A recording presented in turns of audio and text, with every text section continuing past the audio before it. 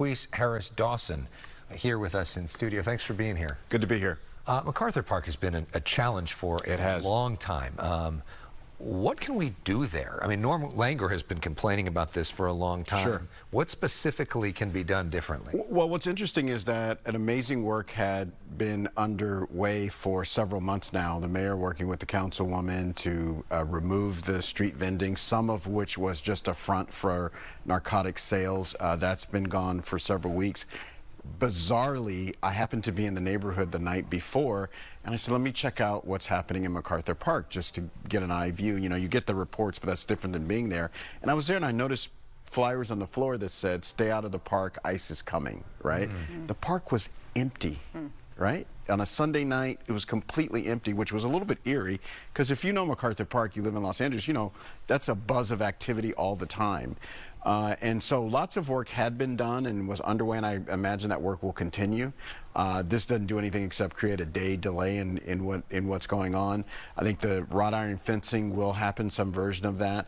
There will be very aggressive activities in the park this summer, from organized soccer leagues to youth sports to dance classes. So the idea is create safety, activate the park, bring families into the park. Yeah. When families are there, you drive out the rest of the other activity. I mean, is there some sort of private-public partnership to pay for some of that? Because we know the city has all sorts of... There is. So the councilwoman and I and the mayor are working with foundations, California Community Foundation in particular, to have a MacArthur Park fund. One of the great things about that park is it's got a long history in the city, so lots of people who don't live there and haven't lived there in generations, who are very wealthy now, have a relationship with the park. And so we think the resources are there in Southern California to create the kind of activities we need to make it safe. You were out there with the mayor yesterday reacting to this. You had some strong words. You did liken it to a TikTok stunt. Yes, yes. Do you think that that trivializes this issue? Well, I don't know if it trivializes this issue as much as it describes what was happening. I think the trivialization of safety, public safety on the one hand and immigration enforcement on the other hand has been done by the Trump administration. I mean, this was an absolute clown show. They didn't pick up one person. And then when they got asked by the media, someone had the audacity to say, oh, we're here because MS-13 gang is here. Well, anybody who knows anything about gang life knows you don't find gang members in parks at 8 a.m. on a Monday morning. Like, that's just not the, if you're up at 8 a.m., chances are you're not in that lifestyle. So it's just utter silliness, and unfortunately what it does is it gives people real fear. So the scariest part of all of this, even scarier than all those men with guns and horses, is when you drive around that area, the traffic flows freely. There isn't any activity. And what we know is that activity is mostly economic activity. So we haven't gotten the receipts yet, but the receipts are coming, and it's going to be painful. There are some people, though, that hear that and say, good. There's a bunch of people that have been here illegally that shouldn't have been here, and now they're getting the message it's time to go. What do you say to that people that feel like the city of LA is protecting people who are here illegally instead of protecting citizens? Well, the city of LA doesn't have any role in immigration enforcement. That is the federal government's job. Every time you cross a border into this country, whether you do it at an airport, a port, or at the southern or northern border, the United States federal government is there. It isn't not California, not Arizona, any. So when people get in, that's on the federal government. That's not on California. Now, how Los Angeles decides to treat people who live here, and God knows people who work here, people who cook our food and take care of our children, how we treat them is our business. That's not up to the federal government to decide. Well, it doesn't seem like they're going anywhere because, as you know, the California Border Patrol chief yesterday said, get used to us. The mayor responded to that. What's your response to that statement, get used to us, and this idea of the lawsuit that the city joined today? What will that do for people now? Because we know litigation takes a long time. Litigation takes a long time. And look, I want to be clear with every Angelino in Southern California.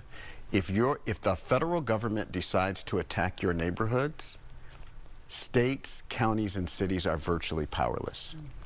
What we can do is go to the one branch of government that's kind of halfway still standing, the courts, and bring a case. You know, we still think, and you saw our city attorney today file lawsuits, we still think it's illegal under the Constitution to go up to a group of Latinos and say, show us that you're a citizen.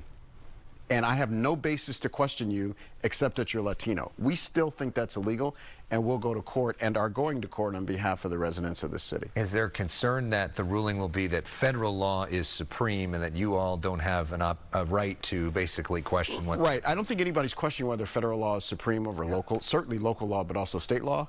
But what we're arguing is the Constitution is supreme over the federal government. Is there a deal to be made with Border Patrol and ICE to sort of allow them into some of the jails, to change the detainer policy, to let them get the really bad guys behind bars, and as a result, open up a dialogue so maybe they don't do all the rest of this enforcement? Should there be more of a conversation happening? Is there a dialogue? There is not a dialogue. The dialogue is the kind of nonsense that you get used to us, like whatever that means. But should there be a dialogue? And should the city step out and say, guys, let's talk about this?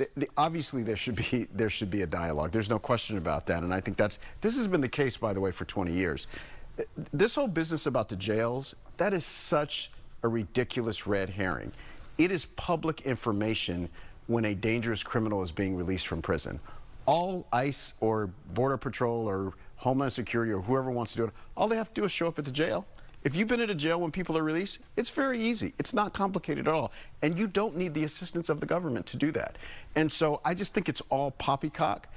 As Trump got on television today and said, and I say this to every Californian, he said, I attacked California. That's what he wanted to do. I attacked California, and I went in a very unfriendly way. That's what's happening to us. And I think when somebody's attacking you, I think any discussion about let's have talks is a little bit premature. So how does this end? I think it ends with the end of Donald Trump and his regime. But that's a long time from now. It is a long time, and we've got to work every day towards that. If a person decides the most economically productive part of the United States, we produce more economically than anywhere. We send way more tax dollars there than we ever get back.